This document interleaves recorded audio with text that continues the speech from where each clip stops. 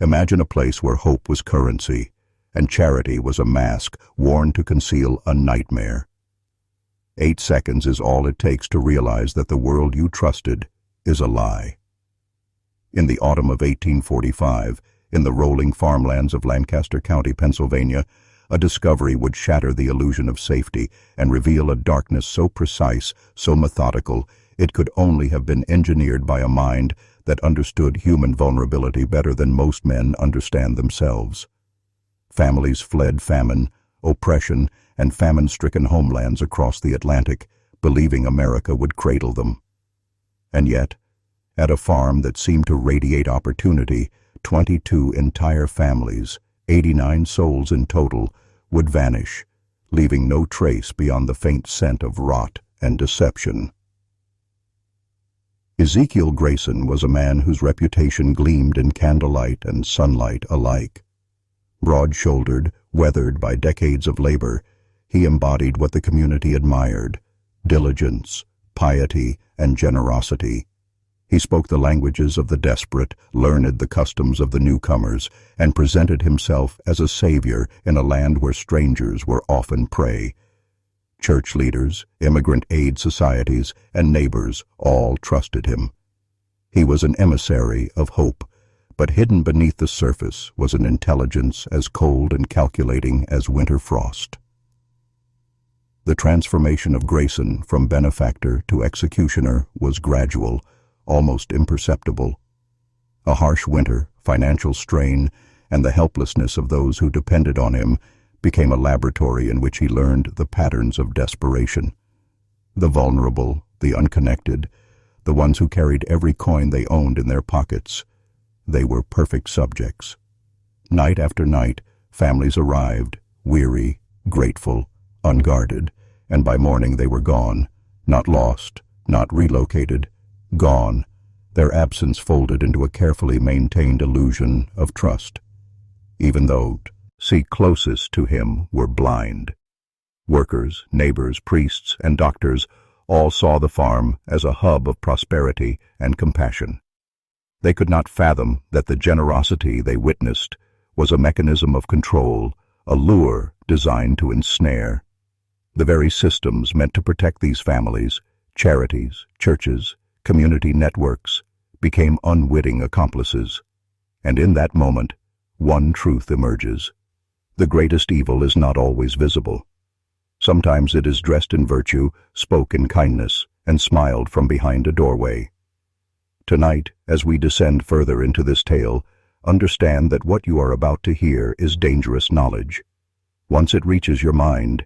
it changes the way you see trust, charity, and the shadows that walk among the living. The Grayson homestead, when viewed from the road, was a picture of prosperity.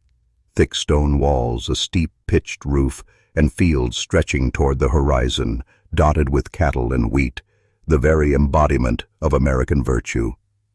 But the facade was deliberate, a carefully constructed stage for the horrors that would unfold behind closed doors.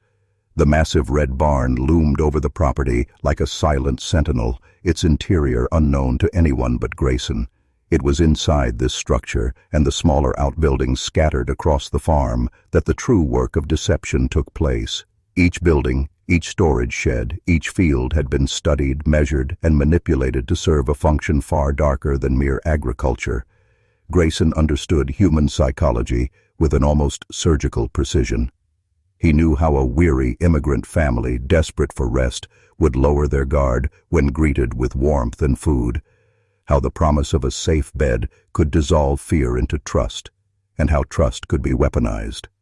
Families arrived, often in the dead of night, sharing their most intimate fears, their finances, their hopes for the future, and in doing so, they handed over everything that made them human to a man who had already calculated the exact moment their lives would end. Charitable societies, priests, and neighbors unknowingly guided these families to the very threshold of death, believing they were leading them to salvation.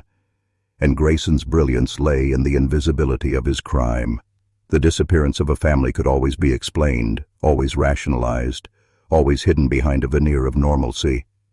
No one questioned the patterns, the orders of children's clothing, women's shoes, and medical supplies that seemed excessive, the large purchases of lime and opiates that masked their true purpose. Even the local doctor, summoned to tend to alleged illnesses, was denied access to patients, left to trust Grayson's prescriptions and descriptions, unaware that he was facilitating a mechanism of control. Letters from relatives across the Atlantic, inquiries from church leaders, notes from well-meaning immigrants themselves, all returned with explanations that seemed plausible, comforting, and routine, yet each answer was another brick in the wall of deception. And through it all, Grayson's reputation soared. He attended church, contributed to charities, engaged in the community, always presenting the image of virtue. No one suspected that the very system designed to protect the vulnerable was being manipulated to destroy them, that a man who appeared to be a friend to immigrants was orchestrating one of the most systematic, horrifying enterprises in the young nation's history. And yet, even as we unravel this story, know this: the terror of the Grayson homestead was not born of random cruelty. It was a study in human control, a dark symphony of psychological domination, where every act of kindness had been measured, every smile calculated, every disappearance predicted, and the true horror was that for over a decade it went unnoticed, perfectly concealed in plain sight. The first disappearances were subtle, almost imperceptible to the casual observer, but to those who watched closely, the pattern was a quiet pulse of unease running beneath the surface of Lancaster County life. The Kelly family arrived one spring night in 1835, weary from their journey across Pennsylvania, their eyes wide with hope and exhaustion, and were welcomed by Grayson with the warmth of a man who seemed to understand desperation itself. They spoke freely, shared their plans to reach Pittsburgh, revealed the small fortune they carried for their survival, and accepted his food and shelter without suspicion. By dawn, they were gone, leaving only a faint impression of their existence behind. Letters from Patrick Kelly's brother eventually reached the county authorities. Inquiries were made, but the trail had already gone cold. Roads were dangerous, communication slow, and in a world of constant movement, absence was easily explained. Over the next decade, similar families arrived, each one vulnerable, each one trusting, and each one disappearing in the same calculated silence. The pattern grew, and yet no alarm was raised because the facade was flawless. Grayson's charitable reputation, his linguistic fluency, his attendance at church and community events, all reinforced the illusion of innocence. Observers like Martha Zimmerman, the local shopkeeper, noticed the unusual quantities of children's clothing and women's shoes he purchased, the medicines and chemicals that seemed excessive, and while her instincts pricked at the edge of suspicion, she rationalized them as part of his well-known generosity. Doctors like Dr. Hartwell were similarly ensnared, convinced they were treating sick workers, when in reality, they were witnessing the careful orchestration of a man who knew how to manipulate authority without leaving a trace. Even the letters from Europe, from relatives and priests expecting communication, only deepened the confusion, as Grayson's explanations were always plausible, always protective, always believable. And through it all, the families vanished without noise, without struggle, without leaving evidence of their lives behind, swallowed by a system designed to render them invisible. This was not the work of chance or cruelty alone. It was a study in precision, an exercise in psychological domination, in which every step was choreographed to disarm, distract, and deceive. Every act of kindness, every comforting word, every donation or charitable gesture was a weapon, and every trusting immigrant became an unwitting participant in a silent, systematic horror that would leave Lancaster County haunted for generations. And while the world saw Grayson as a pillar of virtue, beneath that image, the machinery of control and death moved tirelessly, imperceptibly, demonstrating that evil is most dangerous when it is invisible, when it is hidden behind the mask of virtue, and when the world itself conspires unknowingly to assist it. It was the small, almost accidental observations that first hinted at the horror lying dormant behind Grayson's polished facade, whispers that, in isolation, seemed inconsequential, but together formed a pattern too precise to ignore. Martha Zimmerman, with decades of experience tracking the comings and goings of local families, noticed the relentless rhythm of unusual purchases: children's shoes, women's gowns, tiny combs, and ribbons arriving month after month in quantities that defied the population of Lancaster County itself. She asked herself questions she dared not voice, but every explanation Grayson offered was meticulously crafted to allay doubt. Donations for incoming families, relief for the needy, charity that required no scrutiny. Dr. Hartwell, called repeatedly to tend to the sick, found himself increasingly frustrated, denied access to patients, given only verbal descriptions of ailments, and yet he observed that Ezekiel spoke with the precision of a trained physician, as if he had spent years learning not just medicine, but how to manipulate trust. Father Johannes Brennan began to track the letters he received from Europe, desperate inquiries about families that were supposed to have settled, notes from German relatives expecting news that never arrived, and all pointed to a pattern that made his skin crawl. Families guided to Grayson's care, who never wrote back, who never surfaced, whose very existence seemed to evaporate. Even immigrant aid societies, meant to safeguard the vulnerable, were unknowingly complicit, funneling the desperate to the farm under the assumption they were delivering them to safety. Each small anomaly, the excessive purchases, the denied access to patients, the unanswered letters, was like a faint pulse beneath the surface of daily life, a rhythm that no one yet fully understood, but that would later reveal a design of calculated destruction. Grayson's brilliance lay in his ability to make the unnatural seem ordinary, the sinister appear benevolent. The very networks intended to protect the immigrant population became instruments of their erasure, and the man whom everyone trusted as a savior was, in truth, orchestrating the slow, invisible disappearance of dozens of families over a decade. And in this quiet orchestration, the psychological mastery becomes evident. Fear, hope, trust, and gratitude were weaponized with meticulous precision.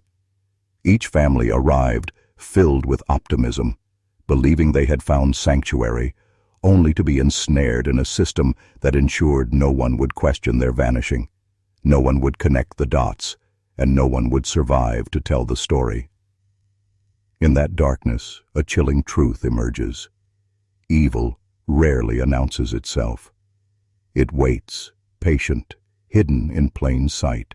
and moves with the rhythm of human trust, exploiting it, twisting it, until the world itself becomes complicit in its own betrayal. The physical layout of the Grayson farm was not accidental. It was a calculated environment designed to serve a singular purpose, a labyrinth of subtle control that masked horror beneath the veneer of ordinary farm life. The massive red barn dominating the landscape was more than storage. It was a silent prison, a place where sound could be contained, where light could be manipulated, where the cries of the desperate could vanish into shadows. Smaller outbuildings, barns for livestock, smokehouses, and sheds were repurposed, hidden in plain sight, offering compartments to conceal belongings, bodies, and evidence of crimes that the outside world would never see. Fields stretching toward the horizon, dotted with grazing animals, were positioned to project an image of productivity and normalcy, ensuring that any passerby would see only the illusion of prosperity. Grayson's control extended beyond architecture. It reached into the social and psychological. He mastered the art of timing, knowing precisely when a family's defenses were lowest, fatigue, hunger, hope, and when he could extract the information that would seal their fate. He understood that the human mind can rationalize almost anything if cloaked in familiarity and kindness, and he used this to his advantage, presenting himself as both guide and protector. Relationships with church leaders, immigrant aid societies, and neighbors were nurtured not out of conscience but as strategic alliances, ensuring a steady stream of unsuspecting victims and providing a shield of legitimacy. Even his workers were blind to the orchestration around them, restricted to areas of the farm where normal labor could continue unimpeded, never allowed to witness the machinery of disappearance. Every aspect of the farm, its structures, its routines, its social entanglements, functioned as a system of control, a psychological and logistical web that rendered scrutiny ineffective and suspicion impossible. Grayson's genius lay in his invisibility. The very act of building trust became a weapon. The very act of helping became a trap. And the very networks that might have exposed him were co-opted to serve his design. And yet, within this terrifying precision, there is an almost clinical beauty in its orchestration, a dark symmetry where every gesture, every purchase, every act of charity is perfectly timed, perfectly calculated, and perfectly concealed. In understanding this, one begins to see that the horror of the Grayson homestead was not chaos. It was order, an order so meticulously crafted that evil, in its most disciplined form, could hide in plain sight, immune to the ordinary mechanisms of justice and relentless in its pursuit of total control over life and death. The first tremors of suspicion came not from law enforcement, but from ordinary people whose instincts whispered of something amiss, though the weight of disbelief kept them silent. Martha Zimmerman, the shopkeeper, recalled the relentless accumulation of goods, tiny shoes, children's dresses, women's ribbons, opiates, and lime, that no ordinary farm would need in such quantities. Yet each explanation Grayson offered seemed logical, charitable, and above reproach.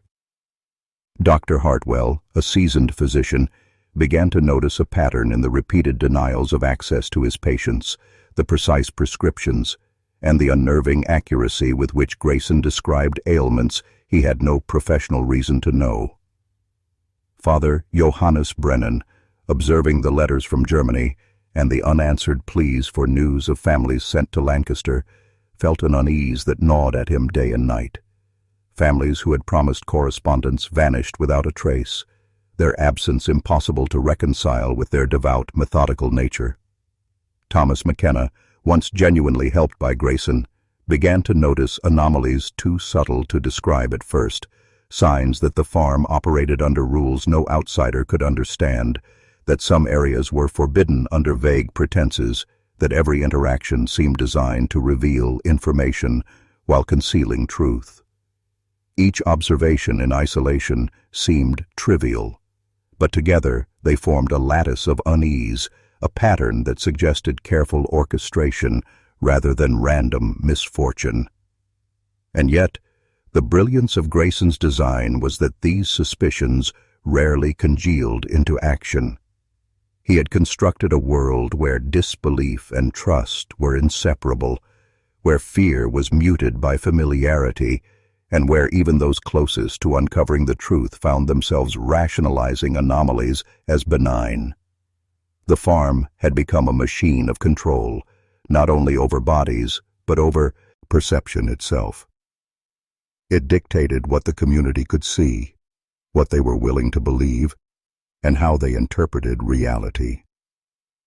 Grayson's mastery of human psychology ensured that every observer became complicit in their own ignorance, that every whisper of doubt was muffled by respect, awe, or necessity. And in this careful manipulation, one begins to realize the magnitude of the horror. It was not the disappearance alone, nor the cruelty, nor the isolation. It was the invisibility of malevolence within the ordinary, the way evil could be folded into routine, wrapped in trust, and hidden in plain sight, leaving a community blind to the slow, methodical destruction occurring at its very heart. What makes the terror of the Grayson homestead so incomprehensible is the way its victims unknowingly participated in their own destruction, drawn into a carefully orchestrated cycle of trust, dependence, and manipulation. Each family that arrived carried with them not just hope, but the very keys to their downfall, their routines, their vulnerabilities, their financial means, and their innermost plans for survival. Ezekiel Grayson was a master of observation, cataloging behaviors, listening to whispered fears, noting every hesitation, every expression of gratitude, every reliance on his guidance, and converting these insights into mechanisms of control. The family spoke freely of their intentions, unaware that every detail offered him the leverage he needed to manipulate their decisions, predict their movements, and ultimately erase them from existence. Church leaders, immigrant aid societies, and neighbors, blinded by the man's cultivated image of virtue, unknowingly facilitated this process, sending trusting families into the maw of the farm under the guise of protection and opportunity. And in this network of deception, even the most intuitive observers found themselves trapped. Doubts were dismissed as paranoia,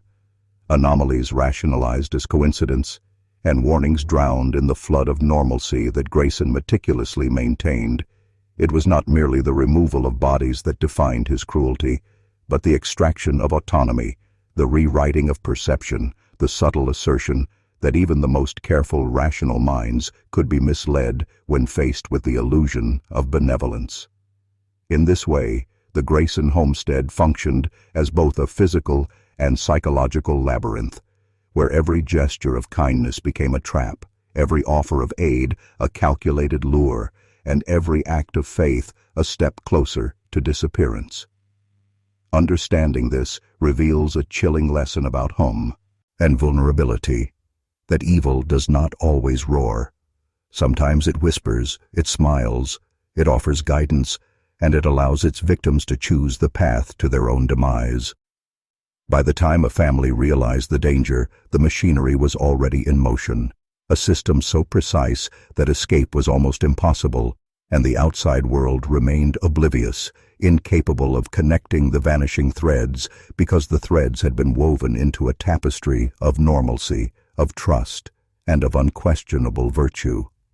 In this, Grayson achieved a dark perfection, a symphony of control that manipulated not only bodies, but belief, turning hope itself into a weapon and leaving a trail of absence that would haunt the county for decades, invisible to all but those willing to see beyond the comforting lies of everyday life. The concealment of evidence at the Grayson homestead was as meticulous as the manipulation of human trust, a system designed to render detection nearly impossible and to embed horror within the ordinary.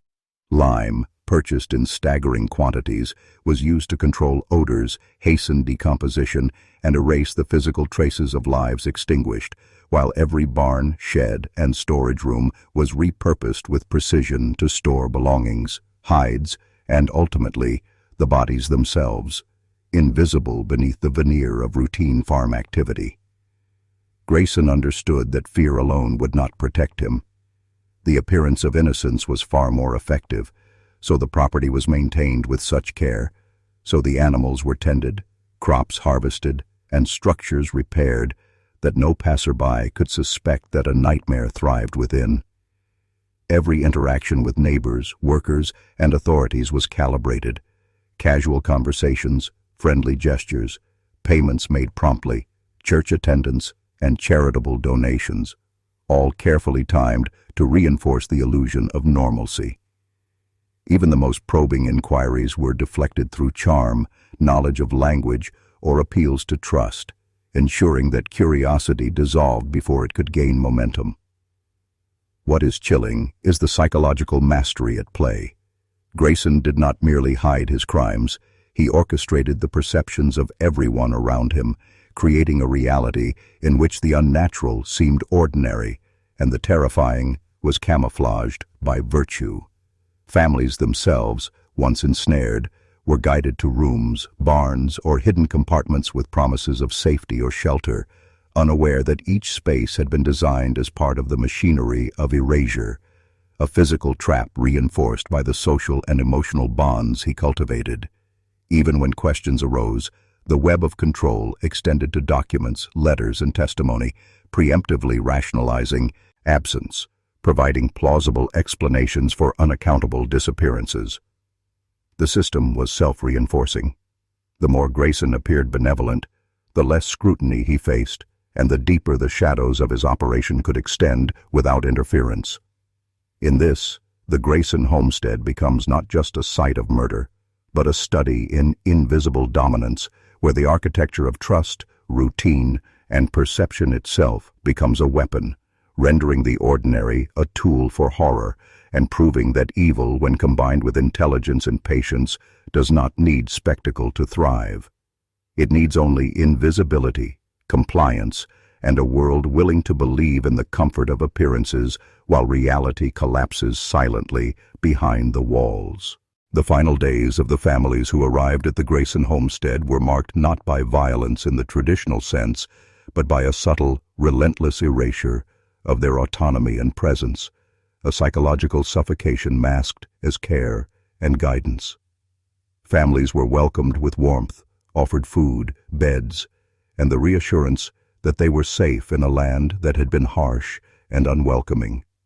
Children laughed in yards they would never leave. Parents made plans they would never fulfill, and yet with every passing hour, the invisible threads of control tightened. Grayson observed, noted, and catalogued, understanding precisely when a mother's vigilance waned, when a father's curiosity could be diverted, when a child's innocent questioning could be coaxed into silence.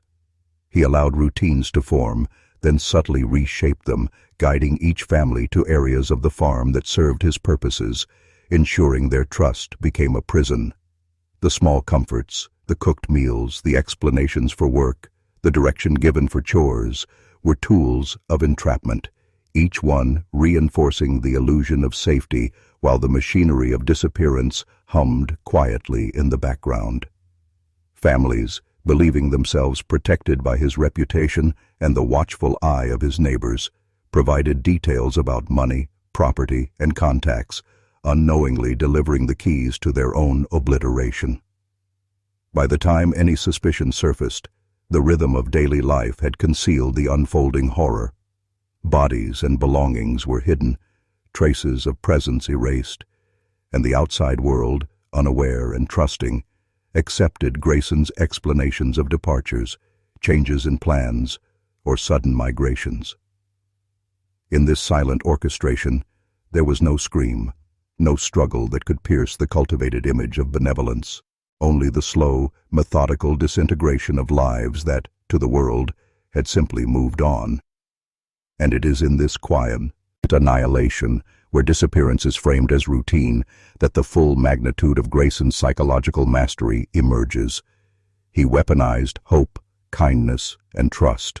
proving that the deadliest crimes are often those committed with the greatest subtlety, the most patience, and the unshakable confidence that the world will believe in the mask of virtue, while the nightmare thrives unnoticed behind the walls.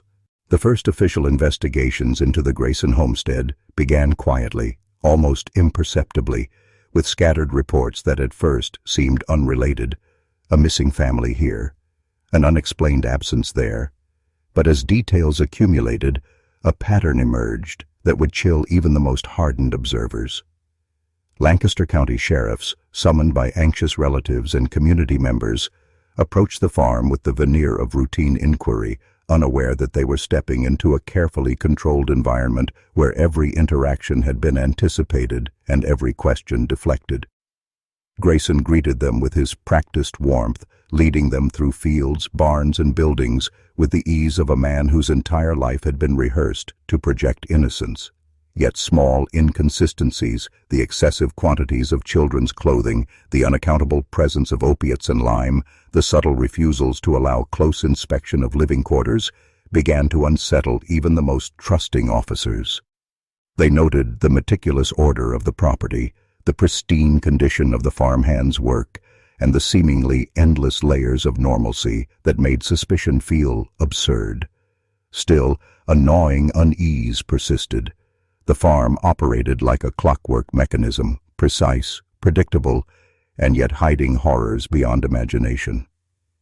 Two officers, tasked with a closer inspection, would later report experiencing sudden nausea, disorientation, and a creeping sense of dread as they moved through the barn and outbuildings, a psychological assault that some would later attribute to shock at what they were beginning to suspect, and others to the uncanny control of an environment designed to manipulate perception. Witnesses recalled the silence of the barns, the absence of sounds one would expect from animals or activity, and the eerie cleanliness that seemed almost unnatural, as if every corner had been scrubbed to conceal something. The first cracks in the facade of normalcy were appearing, not through confrontation, but through the subtle recognition that the ordinary could be weaponized,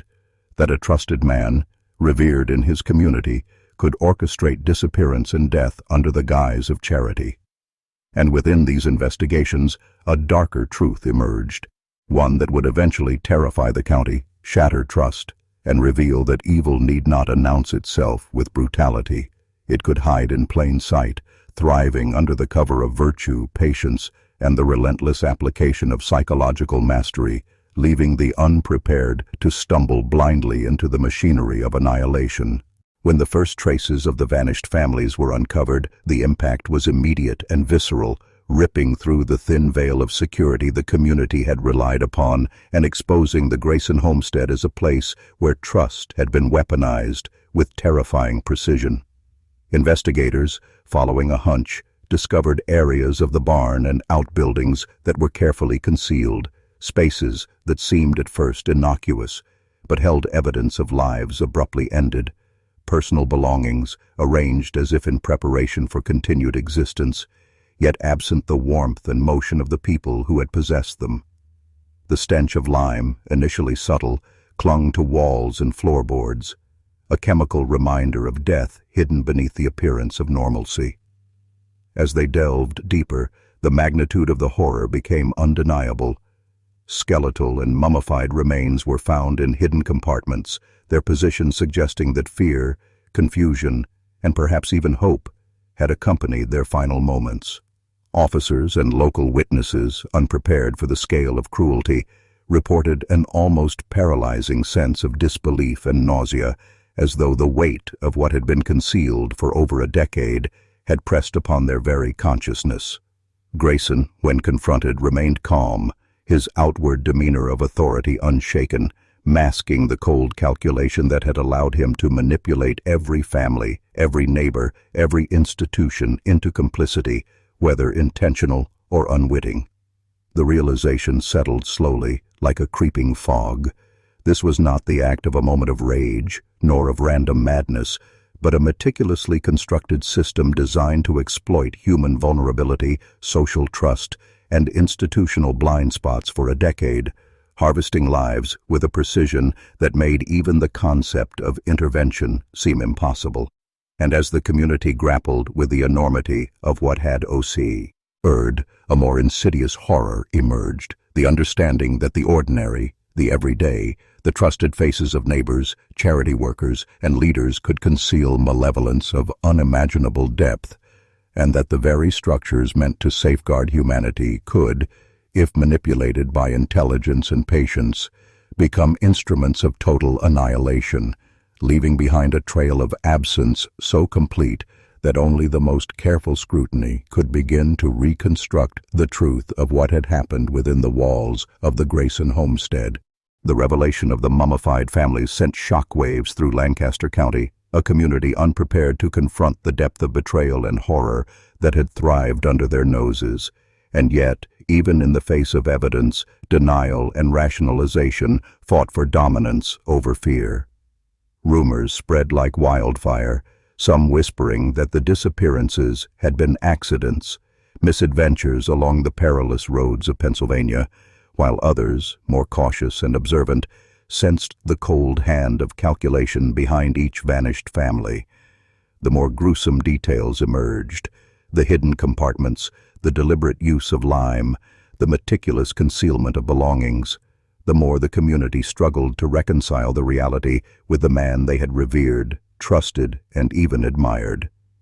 Yet amidst the fear, a dangerous fascination took hold, as neighbors and distant observers tried to comprehend the sheer audacity of a man who had weaponized virtue itself, turning generosity into a lure, trust into a trap, and hope into the instrument of disappearance.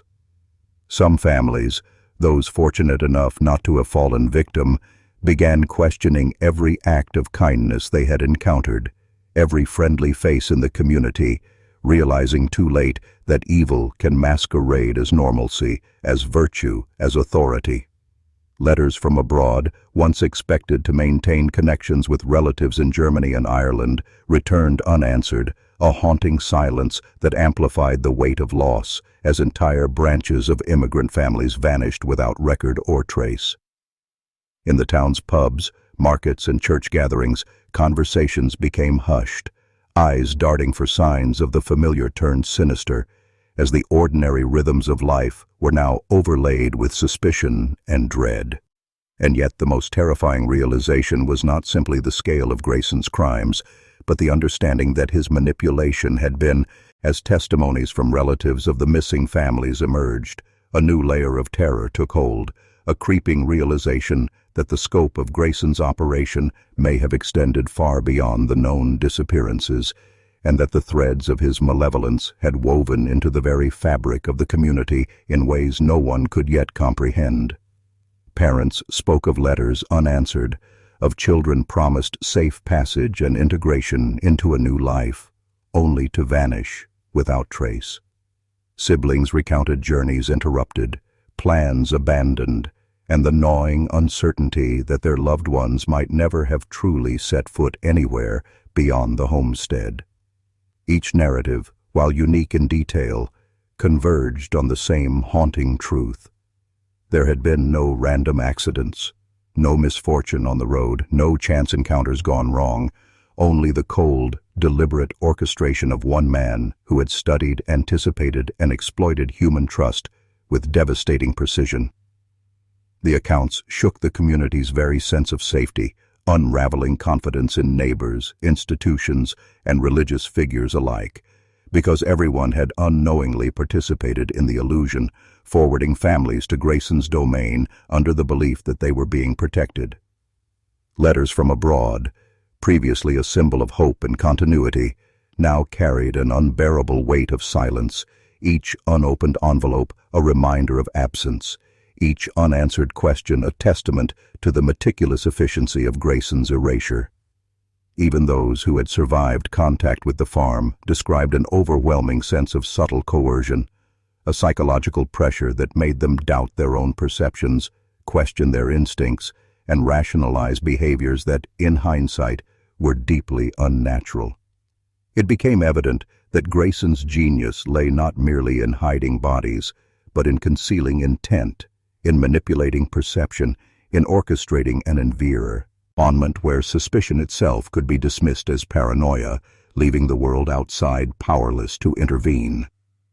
The horror deepened with every new testimony, revealing that the disappearance of families was not merely a tragedy, but a demonstration of control on multiple planes: physical, psychological, social, and institutional,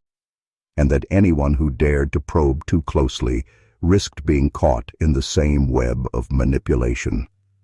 By the time the first investigative report circulated, the county had begun to confront a terrifying reality. Evil, when combined with patience, intelligence, and an understanding of human behavior, can operate invisibly, silently, and with the confidence that the ordinary will cover for its crimes, leaving behind an abyss of uncertainty, grief, and an uneasy recognition that the line between safety and annihilation can be drawn by a single, calculating hand. The coroner's report, when it finally arrived, shattered any lingering illusions that the Grayson homestead had been merely a site of mysterious disappearances. It revealed a methodical system of death, concealment, and psychological manipulation that transcended ordinary criminality, a blueprint for terror executed over years with meticulous precision. Each body, when examined, told a story not of chaos, but of calculated erasure. Families positioned in spaces that maximized concealment, signs of minimal struggle suggesting compliance born of fear or exhaustion, and subtle traces of chemicals like lime that masked decay while affirming the deliberate nature of the work. The report documented anomalies in living arrangements, such as rooms designated for sleeping that doubled as temporary storage, barns partitioned to separate groups, and hidden compartments accessible only to someone who understood the farm's every secret corridor. It was evident that Grayson had not merely murdered for gain, but had engineered an environment where disappearance itself became an art form, where the psychological terror of uncertainty paralleled the physical eradication of life. Investigators noted that the precision extended beyond mere logistics. The timing of disappearances, the diversion of aid from community leaders, and the cultivation of a trustworthy persona all worked in concert to create a system where scrutiny was not just deflected, but actively manipulated. Even the smallest details, the arrangement of personal effects, the careful cleaning of workspaces, the cultivation of a social reputation that discouraged questioning, revealed a mind attuned to both human behavior and the mechanisms of fear, capable of orchestrating a decade-long campaign of controlled annihilation without detection. As the coroner's findings were digested by the public, a wave of dread spread. The realization that Grayson's crimes were not only meticulously planned, but that they exploited the very structures meant to safeguard life, trust, and community, forcing every observer to confront the terrifying possibility that evil could operate unseen within the bounds of ordinary society, and that the most dangerous individuals are often those who command confidence and virtue while bending perception itself to their will. The Grayson homestead, in this light, became a study in invisible domination, a reminder that the ordinary can conceal horror, that kindness can mask predation,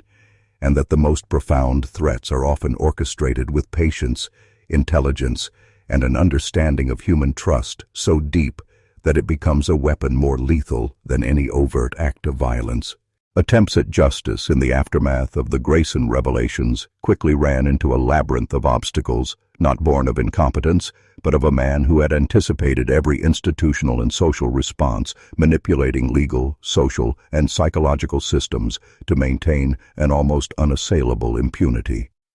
Local authorities, initially confident in their ability to prosecute, were confronted with a reality far more complex than missing persons. Evidence had been carefully obscured, witnesses subtly influenced, and patterns disguised as routine activity. Church leaders who had once directed families to Grayson's homestead found themselves questioning their own judgment, wondering whether their well-meaning guidance had inadvertently facilitated a decade of horror. Legal proceedings, slowed by technicalities and the incredulity of jurors faced with the concept of sustained, systematic annihilation hidden beneath the guise of benevolence, faltered against the weight of manipulated perception as neighbors who might have testified became paralyzed by fear, doubt, or the unsettling recognition that they too had been complicit in trusting appearances. Grayson's mastery of human behavior became painfully evident. He had cultivated a network of social influence that insulated him from scrutiny, leveraging charm, generosity, and perceived authority to ensure that no single voice could coalesce into a force capable of dismantling his operation. Even investigators experienced psychological strain, reporting a creeping disorientation and dread when attempting to piece together timelines and trace the fates of the vanished families. The human mind, it seemed, was incapable of fully processing the scale of such methodical, hidden horror without faltering. In effect, Grayson had weaponized society itself, bending community norms, trust, and institutional procedures into shields for his malevolent enterprise, proving that evil need not be overt to be absolute, that the orchestration of perception and fear can render the law impotent, and that when the machinery of society is manipulated with patience and intellect, it can conceal atrocities beyond comprehension. The tragedy, then, was not only the loss of life, but the shattering of the very foundations upon which a community believed it could discern truth from illusion, safety from threat, virtue from predation, leaving behind a chilling lesson.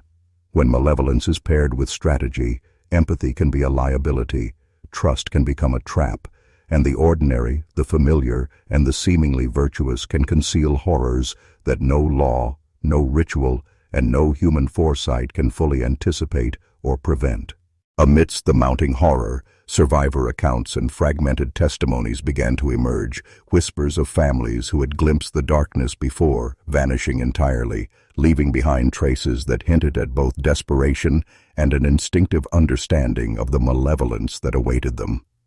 Some spoke of hidden doors in the barns, cleverly concealed compartments that seemed innocuous until one glimpsed shadows moving unnaturally within. Others recalled the oppressive silence of the farm, broken only by the occasional clatter of tools or the faint, almost imperceptible murmur of voices where none should have been, a psychological echo designed to unnerve and disorient.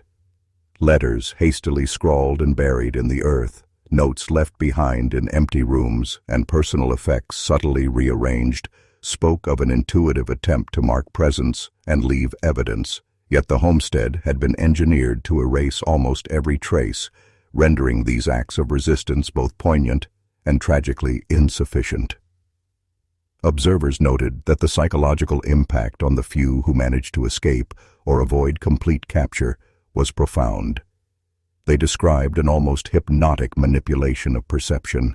a pervasive sense that the ordinary, the barns, the farmhouse, the welcoming smiles,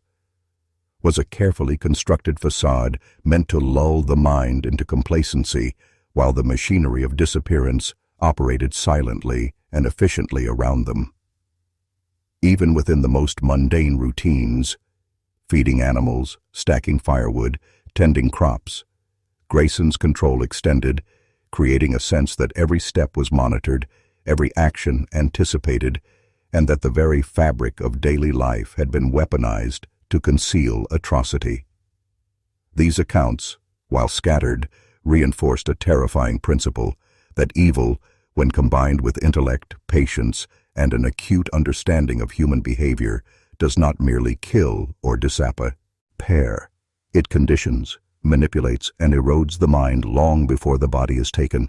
leaving survivors haunted by what they cannot prove, communities paralyzed by what they cannot fully comprehend,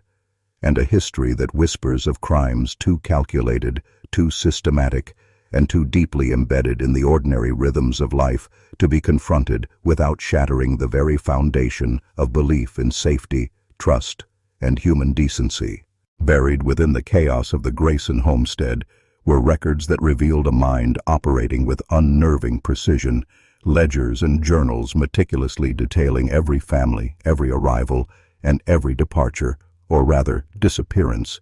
with a cold, systematic order that transformed human life into data points on a ledger of annihilation. These documents, when discovered by investigators, displayed not only dates and names, but notes on demeanor, health, resources carried, and behavioral tendencies, a chilling testament to a man who had treated hope, vulnerability, and trust as variables in a grand experiment of control. Observers could see in the careful handwriting a methodology that was both clinical and horrifyingly intuitive, as if Grayson had catalogued not merely bodies, but the essence of those who passed through his domain, studying the way fear, compliance, and optimism intertwined, and adjusting his approach to maximize effectiveness.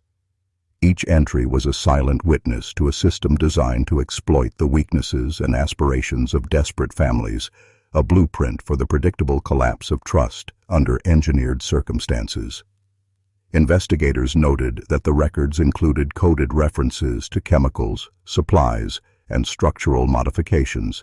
each shorthand symbol a key to understanding how Grayson managed to orchestrate the disappearances without leaving the immediate perception of foul play.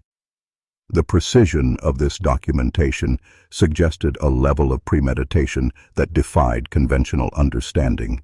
This was not impulsive evil, nor the work of a man merely driven by greed, but a calculated manipulation of human behavior across time and circumstance, an insight into the darkest potential of intellect, untethered from morality. When the ledgers were cross-referenced with missing family reports, a horrifying pattern emerged. Each step, from initial contact to final disappearance, had been anticipated, rehearsed, and recorded, forming a cycle of exploitation so precise that even hindsight could scarcely account for every variable. This revelation forced a broader recognition of the depths of Grayson's malevolence, that beyond the immediate horror of vanished lives lay a mind capable of orchestrating human suffering as systematically as any industrial process, leaving behind not just tragedy, but an enduring lesson about the terrifying efficiency of intelligence married to cold calculation and the vulnerability of trust when confronted by a predator who has mastered not only the environment, but the very psychology of those he ensnares. The deeper investigators delved, the more it became clear that Grayson's influence had extended far beyond the farm itself, weaving an intricate web of manipulation across neighbors, suppliers, and local institutions, each unwittingly complicit in maintaining the illusion of normalcy while enabling a decade of systematic terror. Merchants who sold him vast quantities of goods, from children's clothing to opium-based compounds, believed they were fulfilling the needs of a generous benefactor. Clergy and aid workers, guided by faith and goodwill, unknowingly directed vulnerable families into his control, each act reinforcing the perception that Grayson was a pillar of virtue, a man whose intentions were beyond reproach.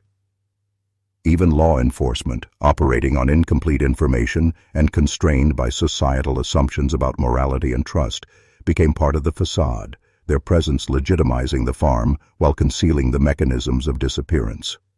Every interaction, every transaction, every seemingly mundane exchange was, in fact, a calculated reinforcement of authority, a subtle conditioning of perception that allowed Grayson to operate with near total immunity. Letters, church recommendations, and even casual neighborly advice were carefully curated channels, ensuring that families arrived at his doorstep under the guise of safety and opportunity, blind to the lethal precision awaiting them.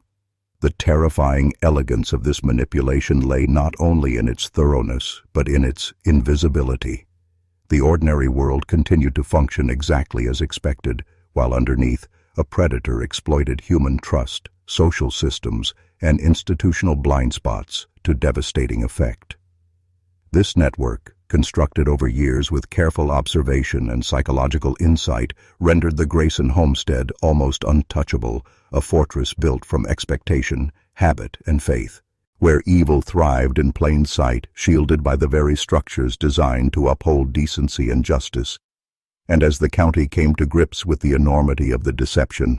the realization settled with an almost unbearable weight. The most dangerous forces are not those that announce themselves with violence or threat, but those that silently manipulate perception,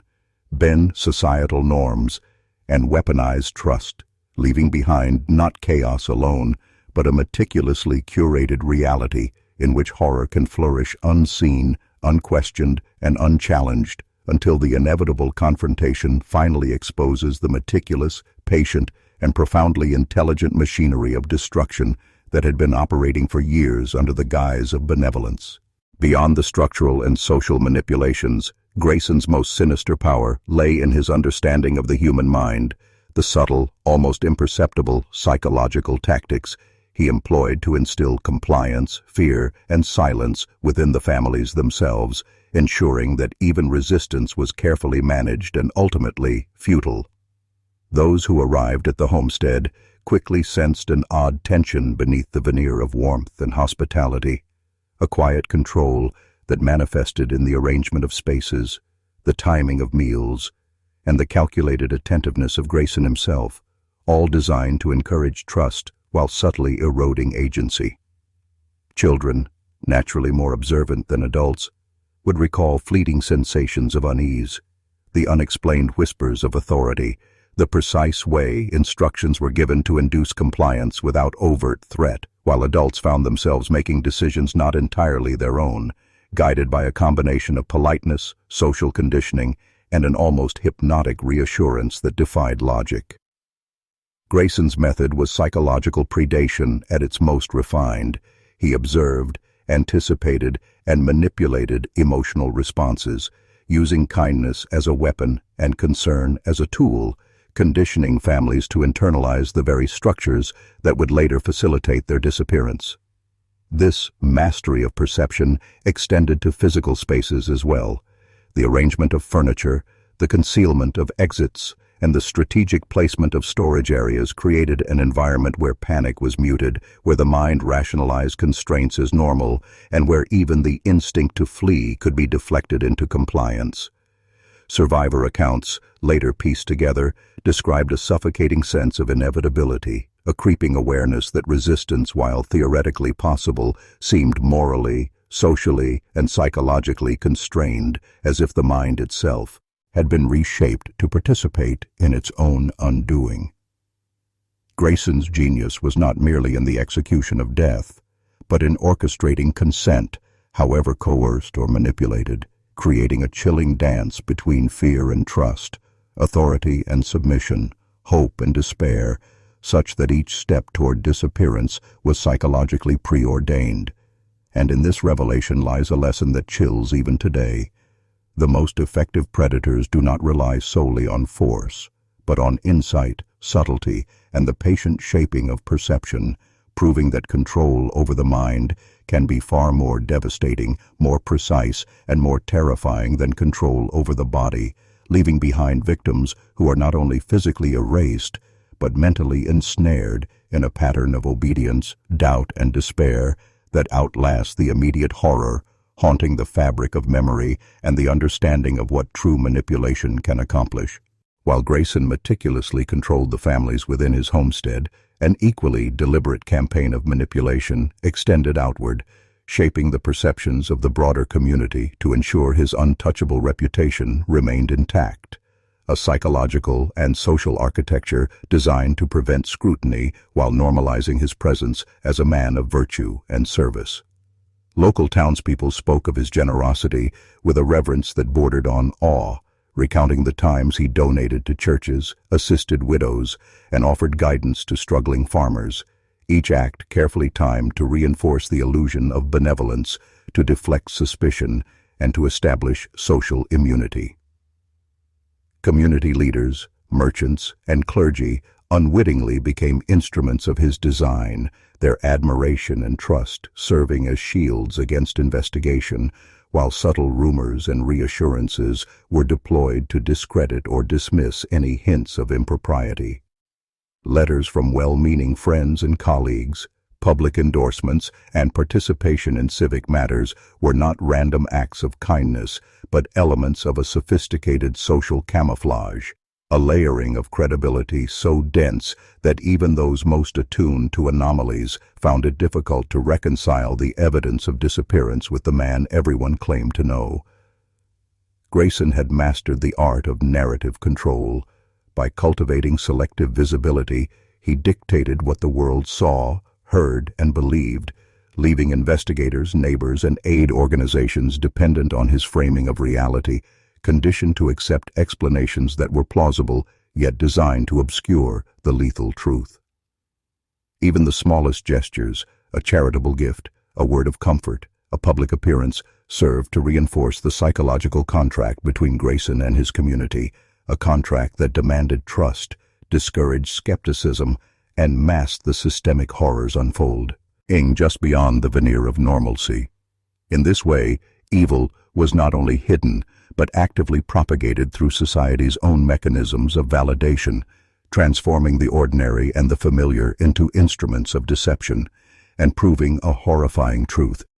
When malevolence is combined with social intelligence, patience, and an understanding of collective perception, it becomes nearly invisible, sustained not by brute force alone, but by the willing cooperation of a society convinced of its own discernment, leaving a chilling legacy that forces us to question the very foundations of trust, authority, and the assumption that public virtue equates to moral integrity. Amidst the carefully curated facade and the meticulously orchestrated control over the community, there were glimpses of resistance. Small, almost imperceptible acts by families who sensed the malevolence before it claimed them entirely, attempts to leave traces, warnings, or evidence for the outside world, though rarely sufficient to break the cycle of disappearance. Some families managed to send hurried letters, hidden in seams of clothing or buried beneath floorboards, written in trembling script that spoke of unease, fear, and suspicions that they could not yet fully articulate, messages that were often intercepted, misunderstood, or dismissed by recipients who trusted in the social narrative Grayson had built. Children, more intuitive than their parents, left subtle markings or memorized routes within the barns and outbuildings, leaving patterns that hinted at escape or concealment. Yet the architectural genius of the homestead, combined with Grayson's psychological conditioning, ensured that such attempts were largely futile. These acts of defiance, however small, illustrate the profound tension between human intuition and engineered control, the innate drive to resist oppression colliding with a meticulously constructed system designed to nullify autonomy. The few who survived or were never fully ensnared described a suffocating sense of inevitability, a feeling that no matter what they did, the machinery of disappearance had already accounted for their movements, their choices, and their instincts, reducing resistance to a performative gesture against an invisible and omniscient architect of horror. Investigators later piecing together fragments of letters, testimonies, and recovered belongings began to see the subtle intelligence of these desperate acts, a muted defiance against a predator who had understood human nature so completely that the very attempt to escape became a data point in his ongoing experiment. It became clear that Grayson's power was not solely in the acts of murder or concealment, but in his ability to anticipate human thought, to predict behavior, and to shape the environment such that the mind itself became an instrument of compliance. And here lies the cruelest revelation of all. Even the smallest glimmers of resistance, though courageous, were ultimately absorbed into the system, recorded, studied, and nullified, leaving behind not only vanished families, but an enduring testament to the terrifying efficiency of a man who weaponized insight, perception, and trust to bend life itself to his will. When investigators finally stepped into the barns of the Grayson homestead, the first waves of horror were not born from what they immediately saw, but from the oppressive weight of anticipation, the unshakable sense that something unspeakable had been carefully hidden in plain sight for years, and that every detail of the farm had been meticulously designed to conceal the truth.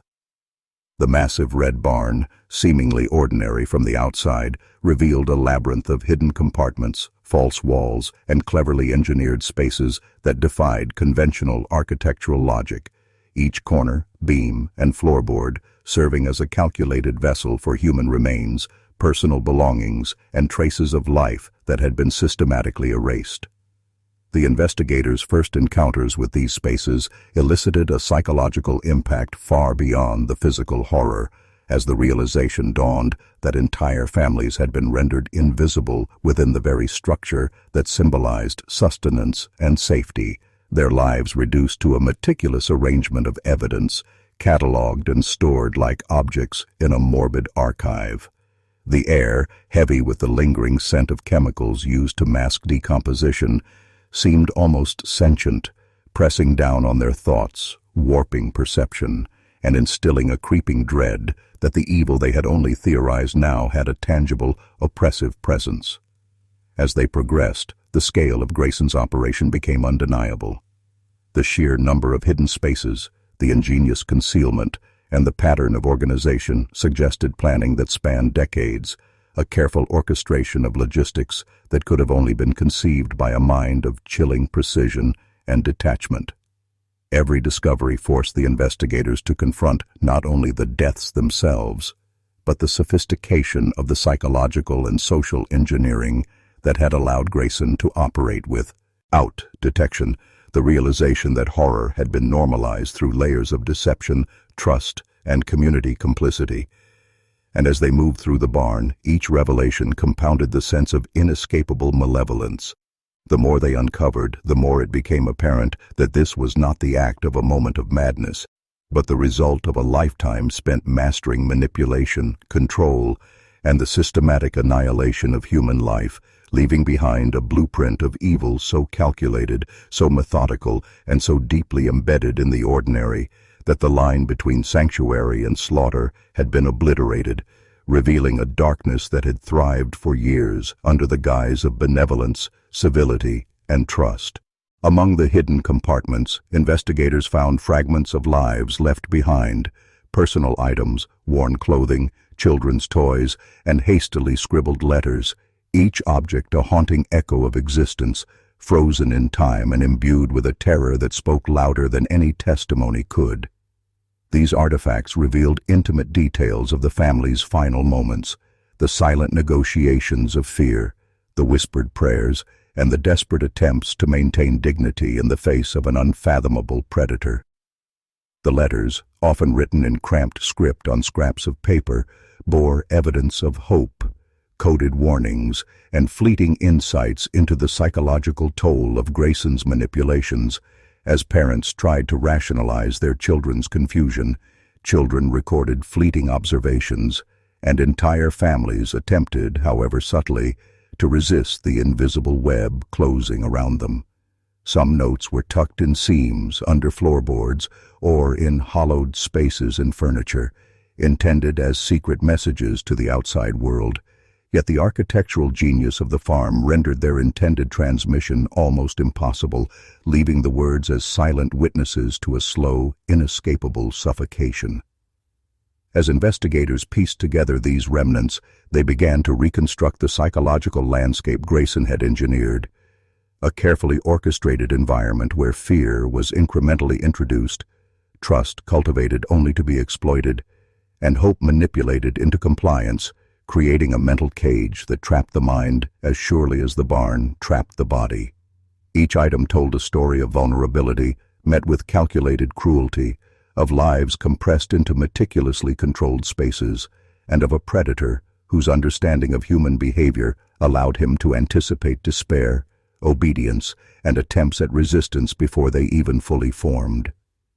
The intimate nature of these artifacts deepened the horror, because they revealed that Grayson had not only observed patterns but actively sculpted them, turning hope into a tool, love into a lever, and familial instinct into a mechanism for control. And in that realization lay the darkest truth. These families had not simply been murdered. They had been subjected to a psychological experiment, an ongoing study of human resilience and trust, leaving behind fragments of existence that testified to both the profundity of their suffering and the terrifying brilliance of a mind that had weaponized empathy, faith, and human connection into instruments of methodical annihilation, a legacy of horror preserved in the most personal of remains. Grayson's operation extended beyond architectural cunning and psychological manipulation into a grim mastery of chemistry and medicine, an arsenal of substances that allowed him to control pain, sedate resistance, and conceal the finality of his crimes, transforming the barn into a laboratory of human control where life and death were measured, timed, and executed with meticulous precision. Records of his purchases, later examined by investigators, revealed large quantities of opium-based compounds, powerful sedatives, and chemicals such as lime, each procured under the guise of legitimate farming needs or medical assistance, yet their intended purpose was far darker. Opiates to dull awareness and induce compliance, sedatives to ensure that panic could not manifest, and lime to accelerate decomposition while masking the telltale signs of death from the casual observer. Grayson's understanding of dosage, timing, and human physiology was staggering, almost surgical in its application, and spoke to a methodical intelligence that had anticipated every possible variable in the behavior of his victims. The combination of these substances with environmental control, the isolation of families within specific compartments, the manipulation of light and sound, the strategic placement of exits, created a system in which rebellion, escape, or even alerting others was virtually impossible, as each family was rendered increasingly dependent on his routines, his reassurances, and the very environment that imprisoned them. Medical texts recovered from the property indicated that Grayson had studied human anatomy, pharmacology, and the physiological effects of prolonged stress,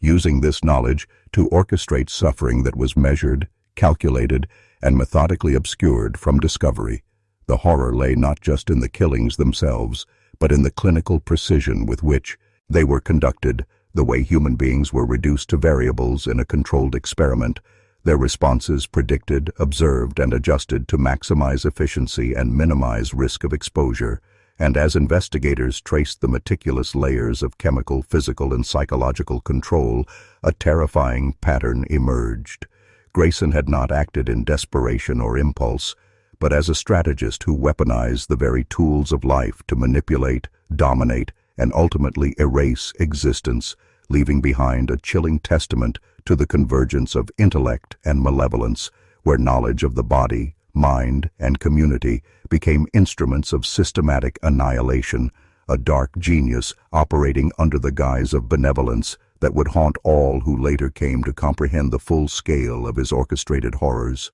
Despite Grayson's careful manipulation of perception and the layers of control he had constructed, subtle cracks began to appear in the illusion, noticed first by those whose intuition or proximity allowed them to sense what the mind could not yet fully comprehend. As locals recalled inconsistencies in family arrivals, unexplained absences, and the eerie regularity with which entire households seemed to vanish without trace. A pattern that defied ordinary explanation yet was easily dismissed until the cumulative weight of evidence became impossible to ignore. Merchants remembered that certain families, supposedly settled, never returned to purchase supplies. Neighbors noted that children once seen playing in the yards were suddenly absent. Clergy realized that letters sent by immigrant families never reached their intended recipients. Each observation, small in isolation, began to form a tapestry of unease, a whisper of truth growing louder as coincidences stacked into pattern, hinting at a systematic orchestration behind what had been assumed to be random misfortune. Even those most trusting of Grayson, bound by years of personal interactions and reinforced by social proof of his benevolence, found their assumptions tested as they reconciled the warmth of his persona with the unsettling rhythm of disappearance. Informal inquiries, whispered questions in churches and marketplaces, and the faint unease that gripped the community collectively began to erode the protective narrative Grayson had so carefully constructed, planting seeds of doubt that would eventually force direct investigation. Yet, the true horror lay not merely in the recognition of deaths or vanishings, but in the understanding that every detail, the architecture, the chemicals, the carefully managed social reputation, was part of a single integrated design, a chilling demonstration of premeditated forays, patience and manipulation on a scale that defied comprehension. It was as if Grayson had created not merely a farm, but a theater of controlled human behavior, an apparatus in which trust, fear, and hope were all variables to be measured, adjusted, and exploited, leaving the community unaware that they had unwittingly participated in enabling the invisible machinery of annihilation, a process so subtle, methodical, and relentless that even the keenest observers could only perceive fragments, glimpses, shadows of the full horror lurking just beyond the threshold of comprehension, a darkness so complete it threatened to engulf both memory and conscience in its wake. When the sheriff and his deputies finally arrived to investigate the Grayson homestead, they entered a world that seemed to operate under its own rules of time, space, and morality, where the ordinary logic of a farm or the familiar rhythms of rural life gave way to a carefully orchestrated theater of horror, and almost immediately, the psychological toll of what they encountered began to manifest, gnawing at reason, intuition, and composure alike. The barn, vast and foreboding, held secrets that went far beyond the imagination, hidden chambers revealing evidence of systematic cruelty, meticulously arranged to conceal the identities and lives of those trapped within, while the stench of chemical masking and decay clung to the air like a tangible presence, pressing down upon them and distorting perception.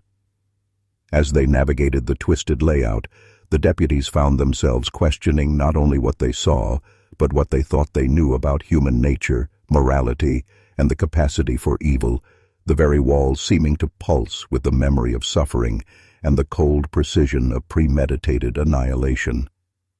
Each discovery children's belongings, fragmented letters, personal effects preserved in grim silence, amplified the emotional weight of the investigation, forcing the men to confront the dual reality that these families had been systematically manipulated, psychologically subdued, and ultimately eradicated by a predator who understood them better than they understood themselves. The psychological strain became almost unbearable, leading to breakdowns, tremors, and an instinctive desire to flee, as the investigators realized that the homestead was not only a crime scene, but a crucible designed to test the limits of human endurance, perception, and comprehension, where every sensory cue had been manipulated to normalize fear and suppress recognition of the full scale of atrocity. And as they pieced together the fragments of evidence, the chilling pattern emerged. This was not an impulsive act of madness, nor the product of poverty or desperation. It was a methodical, calculated enterprise of destruction, engineered to exploit human vulnerability, manipulate trust, and erase existence while maintaining the illusion of benevolence, leaving those who uncovered it teetering on the edge of disbelief, confronted with a truth so dark and precise that it threatened to redefine every assumption about civility, morality, and the capacity for evil that could dwell behind the most ordinary of facades. As the investigation deepened, the undercurrents of rumor, anecdote, and whispered accounts that had long circulated in hushed tones among Lancaster County residents began to coalesce into a tangible web of suspicion, revealing the subtle ways in which the community had both enabled and ignored the horrors unfolding under their noses, the collective denial slowly cracking as disparate observations, missing families, unexplained absences, and the unsettling frequency of strange deliveries were pieced together into a coherent, nightmarish pattern that no amount of rationalization could dismiss. Local merchants recalled odd purchasing habits, neighbors described brief glimpses of unfamiliar faces and fleeting shadows, and clergy recounted the increasing number of letters from Europe that went unanswered, all fragments of a broader truth that had been deliberately obscured by Grayson's calculated cultivation of trust, social standing, and perceived virtue. Even those who had once believed in his benevolence began to recognize the uncanny precision with which he anticipated their questions, deflected scrutiny, and manipulated the narrative, a terrifying demonstration of a mind that could control perception as effectively as it controlled physical space, rendering the ordinary mechanisms of accountability almost irrelevant. As these whispers converged, investigators discovered that fear itself had been weaponized within the community, a psychological force that silenced dissent, discouraged inquiry, and normalized anomalies that would, in any other context, have sparked outrage or intervention, transforming the collective consciousness into a tool of complicity, whether conscious or unknowing. The horrifying realization emerged that Grayson had orchestrated not just the disappearances of families, but the very structure of perception around them, designing social architecture, and psychological systems to prevent recognition of the crime until it was far too late, creating an environment where horror could exist in plain sight without ever being acknowledged, where trust became the vector for annihilation, and where the ordinary acts of community life were subtly co-opted to serve the machinery of death. By the time the investigators began connecting these threads, the enormity of Grayson's enterprise revealed itself as a profound study of human behavior and institutional vulnerability, a calculated manipulation of empathy, civility, and communal structures, exposing the chilling reality that evil could thrive not only through violence, but through subtle, systemic engineering, leaving behind a legacy so insidious, so precise, and so psychologically devastating that anyone who truly understood it could never again perceive human benevolence or communal trust in the same way. The investigators' unearthed journals and ledgers revealed a level of meticulousness that defied comprehension, pages upon pages documenting every family that passed through the Grayson homestead, their names, origins, possessions, and the precise timing of their arrivals and disappearances.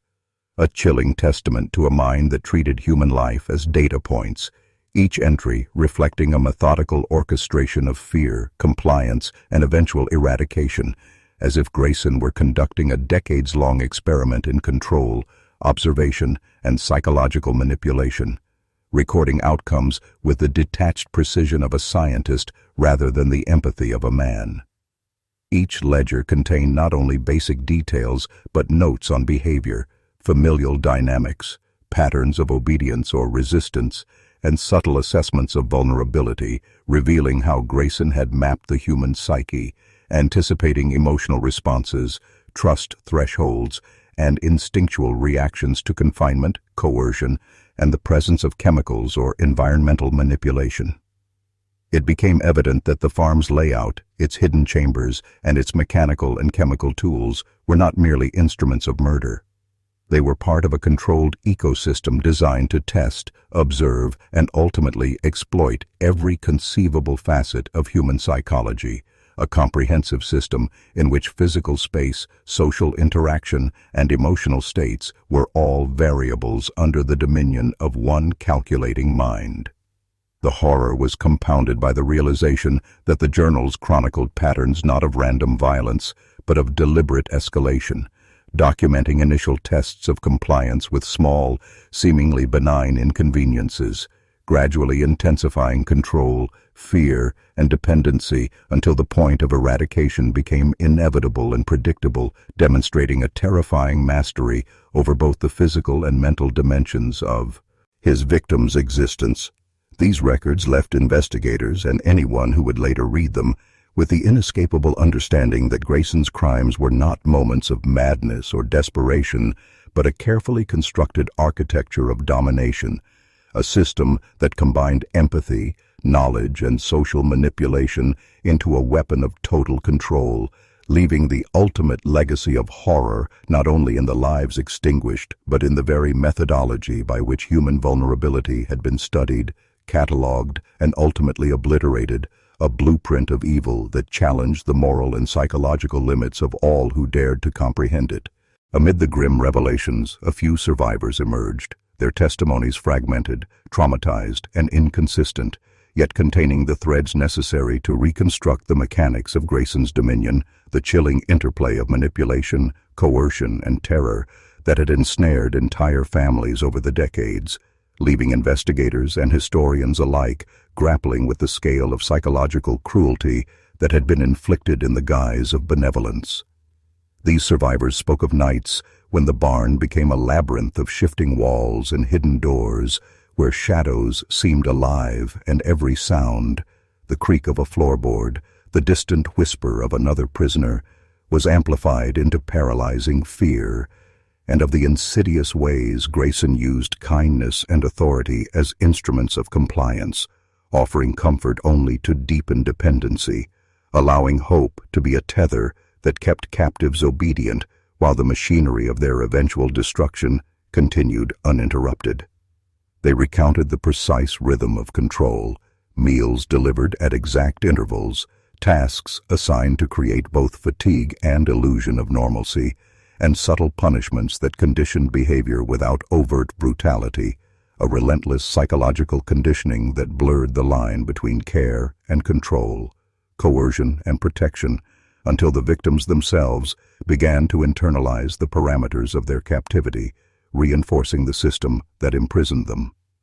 These narratives, though incomplete and often incoherent under the weight of trauma, revealed a calculated strategy that combined spatial disorientation, chemical sedation, emotional manipulation, and the exploitation of social trust, a multifaceted design intended to erode resistance and maximize submission while leaving no immediate trace of intent to external observers.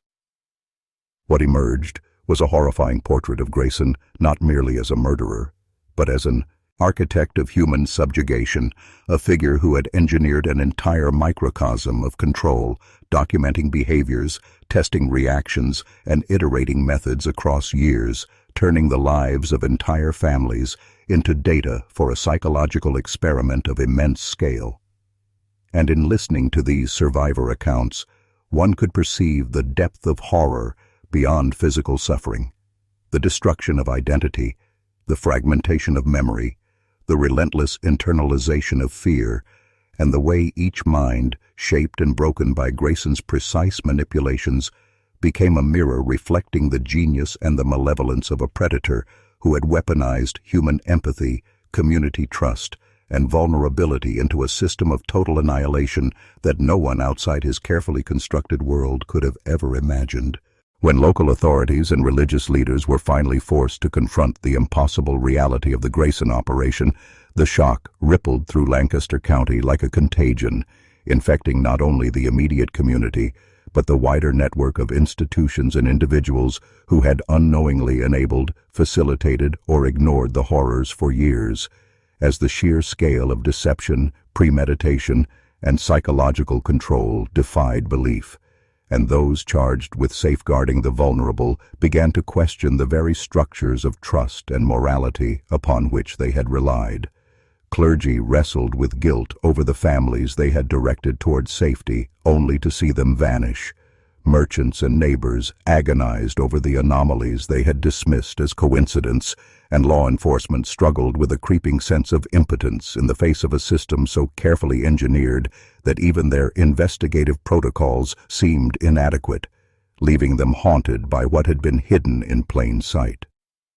As the layers of the homestead's operation were peeled back, it became painfully evident that Grayson had not acted in isolation, for his enterprise had exploited the social, institutional, and religious frameworks meant to protect the weak, turning charity, bureaucracy, and communal trust into instruments of control, demonstrating a strategic genius intertwined with an almost incomprehensible malevolence. The barns, the hidden chambers, the chemical stores, and meticulously kept records all testified to a mind that understood human psychology, social perception, and systemic vulnerability, weaponizing each to achieve domination and annihilation without immediate detection. Investigators realized that the horror lay not just in the murders themselves, but in the way an entire system, community, institutions, and moral authority had been manipulated into complicity, a stark revelation of the fragility of social structures when confronted with calculated evil, and a lesson in the insidious power of deception cloaked in benevolence, a truth so profound that it challenged the core assumptions of safety, morality, and the limits of human trust, leaving all who learned of it forever altered, burdened with the knowledge that evil, when methodical and patient, can thrive undetected in the most ordinary, seemingly virtuous places. The final unraveling of Grayson's network revealed a tableau of horror that even seasoned investigators struggled to fully comprehend, as the remaining families, hidden away in carefully constructed chambers and concealed rooms, were discovered in various states of psychological and physical deterioration, their lives meticulously catalogued, manipulated, and controlled to serve the dark experiment that Grayson had conducted for over a decade, leaving behind an indelible imprint of terror on both the victims and the community that had unknowingly enabled it. The survivors' testimonies, fragmented and haunted, painted a picture of a reality where trust had been weaponized, where kindness had been twisted into chains, and where the very architecture of a home could enforce obedience and despair, creating an ecosystem of fear that rendered escape and resistance almost impossible. And even in freedom, the victims carried the indelible scars of a mind that had studied them like specimens, understanding their vulnerabilities and exploiting them with surgical precision. As investigators moved through the farm, documenting the evidence, cataloging the journals, and attempting to reconstruct the scope of the atrocities, the enormity of Grayson's premeditation became painfully clear. Every gesture, every interaction, every act of hospitality had been calibrated to maximize control, extract information, and ultimately extinguish lives while leaving a veneer of benevolence, a chilling demonstration of the duality of human nature, where charm, empathy, and trust could be instruments of annihilation. The wider community, upon learning the truth, confronted an existential reckoning, questioning the limits of morality, the reliability of social institutions, and the assumptions they had made about safety and virtue in their midst, as they grappled with the realization that evil had too thrived precisely because it understood, manipulated, and co-opted the structures they had depended upon, leaving behind a legacy that was not only a record of murder, but a study in the subtle, terrifying architecture of human subjugation, a blueprint of psychological domination that transcended physical violence, and a stark warning that darkness can exist in plain sight, patiently waiting, silently orchestrating, and forever altering the perception of those who dare to uncover it. The legacy of the Grayson homestead stretched far beyond the immediate horrors, seeping into the cultural memory of Lancaster County and into the consciousness of anyone who came to know the story. A cautionary tale of how human trust, institutional authority, and social networks could be weaponized by a single calculating mind, leaving an imprint on the moral and psychological fabric of the region that lasted generations. Historians, psychologists, and folklorists, who later examined the case, marveled at the precision with which Grayson had engineered both concealment and influence, manipulating clergy, merchants, and neighbors alike to serve as unwitting cogs in his system of annihilation. A testament to the terrifying potency of social and psychological mastery when combined with patient malice. And to this day, the story serves as a study in the fragility of communal oversight, the ease with which benevolence can be co-opted into malevolence, and the dangers inherent in assuming that appearances, politeness, charity, and social standing reflect inner virtue. Local legends and whispered tales carried warnings to successive generations, the empty homestead and its sprawling, decaying barns becoming symbols not only of human depravity, but of the silent complicity of those who fail to question, who accept what is presented without scrutiny, who defer to authority and social expectation, and in the shadows of those decayed walls, one could almost hear the echoes of lives carefully measured, manipulated, and extinguished, a haunting reminder that evil often operates quietly, methodically, and invisibly,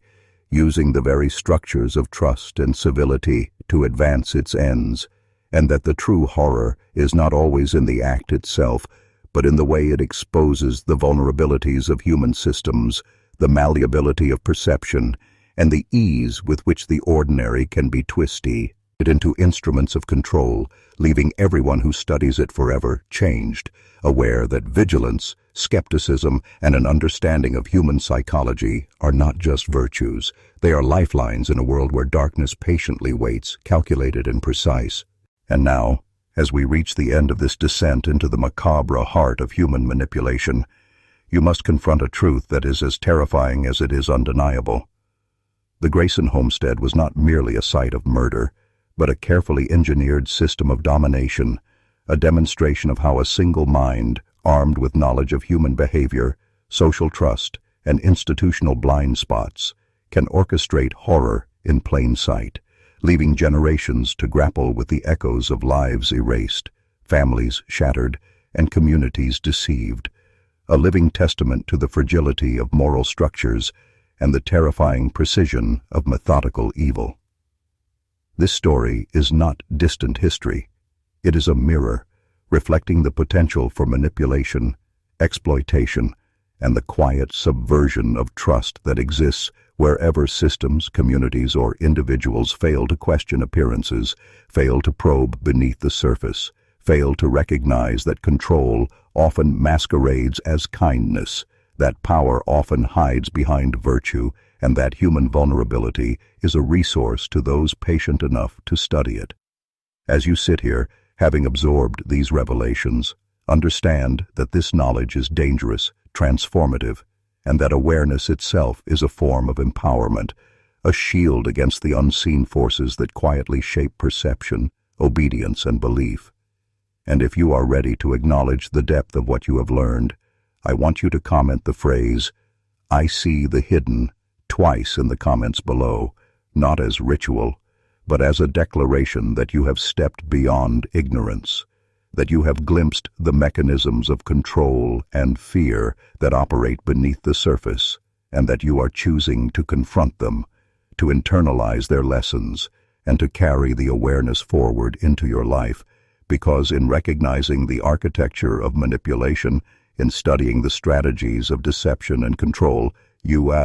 from yourself with insight that the world would rather you remain blind to, and it is only through such conscious engagement, through naming the unseen, that you can truly comprehend the scale of what human cunning is capable of, and perhaps, in your understanding, find the tools to prevent its recurrence, leaving you changed, vigilant, and irrevocably aware that darkness, no matter how patiently hidden, always leaves traces for those willing to see.